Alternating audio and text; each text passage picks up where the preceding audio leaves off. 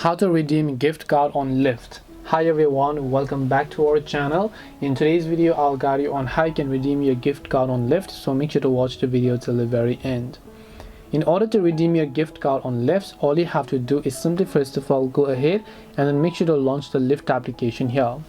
Once you launch the Lyft app, you're going to be able to see this type of interface. And now if you want to redeem your gift card, what you have to do is just tap the three lines option from the top left hand side of the screen. Once you tap the three lines option from the top left, what you want to do is right over here, you'll be able to find this option known as gift cards. So all you have to do is just tap this gift card option here. Once you tap on the gift card option, right over here you can see it says redeem your gift card. So all you have to do is simply make sure to enter your gift card number. Once you've entered your gift card number, just tap on the redeem button. If your details are correct, your gift card will be successfully redeemed. This way you can redeem your gift card on Lyft. Hope this video was very helpful. If you have got any questions, feel free to leave them down. Thank you for watching and see you in the next video.